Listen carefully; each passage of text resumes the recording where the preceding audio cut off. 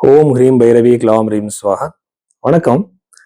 ஒரு ஜாதகத்தை பார்க்கும்போது ஒரே ராசியில நிறைய பேர் பிறந்திருப்பாங்க, ஒரு நட்சத்திரத்துல பிறந்திருப்பாங்க, ஒரு லக்னத்துல பிறந்திருப்பாங்க. அப்படின்னா ஒரு ஜாதகத்தை நம்ம பார்த்து ஒரு ப்ரெடிக்ஷன் கொடுக்கறதுக்காக, அக்யூரேசிக்காக கை ரேகையும் ஜாதகமும் ரெண்டுமே சேர்த்து பார்க்கணும். அதுக்கப்புறம் பிரஷ்ன சாஸ்திரத்திலையும் கூட அந்த ஈவெண்ட் நாம பார்க்கணும். இப்ப திருமண யோகம் ஜாதகத்துல இருக்கா, அதுக்கப்புறம் கோச்சாரத்துல இருக்கா, அதுக்கப்புறம் கையிலே கூட அது கன்ஃபார்ம் ஆகணும். ஃபைனலைஸ் பிரஷ்ன சாஸ்திரத்துல தான் ஆகணும். அது விட்டுட்டு நாம வெறும் ராசியில உங்களுக்கு அப்படி நடந்துட்டு இருக்கு இப்படி நடந்துட்டு இருக்குன்னு சொன்னா அது அவ்வளவு எஃபெக்டிவான வே கிடையாது. அதனால இந்த மாதிரி ஒரு சிஸ்டமேட்டிக்கா ஜாதகம் பார்க்கறதுக்காக நீங்க பைரவி ஆஸ்ட்ரோல உங்க கன்சல்டேஷன் புக் பண்ணுங்க. அங்க உங்க கைரேகையும் உங்க ஜாதகம் ரெண்டுமே வச்சு, எதுக்குன்னா நம்ம பர்த் டைம் சரியா இருக்காது, பர்த் டேட் கூட சரியா இருக்காது. எத்தனை பேருக்கு பிறந்த டேட் டைமே சரியா தெரியல. அப்படின்னா உங்களோட ஜாதகம் எப்படி சரியா இருக்கும்? அதனால நம்ம கைரேகையில அந்த ஏஜ் அந்த டேட்டு எல்லாமே நம்ம ஒரு அலைனடா பார்த்து ஒரு ப்ரெடிஷன்ஸ் கொடுக்க முடியும். ஸோ பைரவி ஆஸ்ட்ரோ நீங்க கன்சல்டேஷன் எடுத்துக்கலாம். கன்னியா ராசி, இந்த கன்னியா ராசியில பிறந்தவருக்கு திருமணம் எப்போ நடக்கும் பாருங்க. இந்த கன்னியா ராசியோட ராசியாதிபதி புதன், சப்தமாதிபதி குரு பகவான், அப்படின்னா புரஹஸ்பதி. இந்த குரு கிரகம் எப்படி இருக்கு, என்ன பிளேஸ்ல இருக்கு பாருங்க. ஃபர்ஸ்ட் தம்புரல் எப்படின்னா, ஒரு குரு கிரகம் நல்ல பிளேஸ்ல இருந்துருச்சுன்னா அப்ப மீன ராசி, தனுசு ராசி, கடக ராசி இந்த மாதிரி இருக்கா பாருங்க. அதுக்கப்புறம் உங்க ஜாதகம் திறந்து பாருங்க. அதுக்கப்புறம் குரு கிரகம் அதோட எனர்ஜி அப்படி இருக்கு. ஃபார் எக்ஸாம்பிள் பாப்ப கிரகங்களோடு சேர்ந்து இருக்கக்கூடாது. ராகு, கேது, சூரியன், செவ்வாய். அதுக்கப்புறம் அஷ்டம பாவத்திலேயோ ஷஷ்ட பாவத்திலயோ இருக்கக்கூடாது.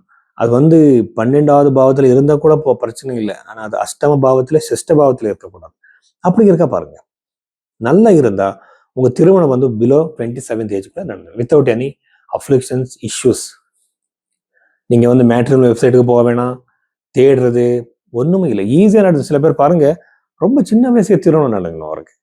அந்த மாதிரி ஜாதகம் அவருக்கு இருக்கும். இது ஃபர்ஸ்ட் கேட்டகரி. ரெண்டாவது கேட்டகரி 33rd ஏஜ். இந்த 33rd 34th ஏஜ்குள்ள திருமணம் ஆகிறவருக்கு அந்த குரு கிரகம் எஸ்பெஷலி இந்த கன்னியா ராசியில பிறந்தவருக்கு குரு கிரகம் நல்ல பிளேஸ்ல இருக்காது. அது 100% பிரச்சனை கொடுக்கும். ஷஷ்ட பாவத்திலேயோ அஷ்டம பாவத்திலே இருக்கும், வக்ரியா இருக்கும், கம்பஸ்டா இருக்கும். இங்க நீங்க இப்ப பாருங்க, ஒரு சிம்பிளான ஒரு ஆஸ்ட்ரோசேஜ் ஆப் திறந்து பாருங்க. உங்க டேட் ஆஃப் பர்த் டீடைல்ஸ் போடுங்க. அங்கே காட்டும் இங்க கம்பஸ்ட் ஆயிருக்கா, வக்ரி ஆயிருக்கா, அதுதான் சொல்ல. அங்கேயும் உங்களுக்கு ஈஸியா நீங்க தெரிஞ்சுக்கலாம். உங்க ஜாதகத்துல அது குரு கிரகம் எப்படி இருக்குன்னு ஈஸியா நீங்க கண்டுபிடிக்கலாம். ஃபர்ஸ்ட் நாம எல்லாம் படிக்கும் போது எல்லாமே கையில தான் எழுதி கேல்குலேட் பண்ணிட்டு இருந்தோம். ஆனா இப்போ அப்படி இல்லை, சாஃப்ட்வேர் எல்லாமே இருக்கு, ரொம்ப ஈஸியா நீங்க யூஸ் பண்ணிக்கலாம். அப்படி இருந்துச்சுன்னா உங்க திருமணம் எக்ஸாக்டா ரொம்ப லேட் ஆகிடும். 33rd ஏஜ் தாண்டிடும் நிறைய பேருக்கு. ஒருவேளை ஃப்ரீ ஃப்ரம் அஃப்ளிக்ஷன்ஸ் சொல்லுவாங்க. எப்படின்னா குரு கிரகம் நிறைய அஃப்ளிக்ஷன்ஸ் இருந்துச்சுன்னா, கம்பஸ்ட், அஸ்தம் ஆகுறது, வக்ரி ஆகுறது, பாப்ப கிரகங்களும் சேர்ந்து இருக்கிறது, அஷ்டமபாவத்தில் இருக்கிறது, மல்டிபிள் அஃப்ளிக்ஷன்ஸ் ஒரு கிரகத்துக்கு இருந்துருச்சுன்னு திருமணம் 33rd ஏஜ் தாண்டிடும், திருமணமே நடக்காது, ரொம்ப பிரச்சனை ஆகிடும் அவருக்கு.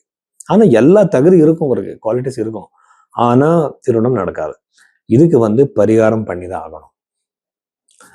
பாருங்க, கர்மத்துல பிராரப்த கர்மம், கிரியாமான கர்மம், சஞ்சித கர்மம் எல்லாம் இருக்கு. சில பிரச்சனைகளை நம்ம பரிகாரம் பண்ணாது சால்வ் ஆயிடும். சில பிரச்சனைகளை நாம் சால்வ் பண்ண முடியாது. இது பிராரப்த, கிரியாமான, திட அதிட கர்மம் நிறைய இருக்கு. இது பெருசான சப்ஜெக்ட். பரிகாரம் சொல்லும் போது இது நடக்குமா, அது ஃபர்ஸ்ட் நாம பார்க்கணும். அது பார்த்து தான் சொல்லணும். இப்ப அந்த குரு கிரகம் பார்த்ததுக்கு அப்புறம் நிறைய அஃப்ளிக்ஷன்ஸ் இருக்கா, மந்திர ஜபங்களே பண்ணுங்க. குரு கிரகத்துக்கு சம்மந்தப்பட்ட மந்திர ஜபம் உங்களுக்கு யூடியூப்ல கிடைக்கும். நீங்களே சொல்லுங்க. மந்திர ஜபம் பண்ணா ஒரு நாள் 2 நாள் பண்ணா பத்தாது. 9000 டைம்ஸ் 11,000 டைம்ஸ் ஆகணும் அந்த மந்திர ஜபம். அப்பதான் ரிசல்ட் கிடைக்கும். திருமணம் ரொம்ப டிலே ஆகுது, கண்டிப்பா சீக்கிரமா நடக்கும்.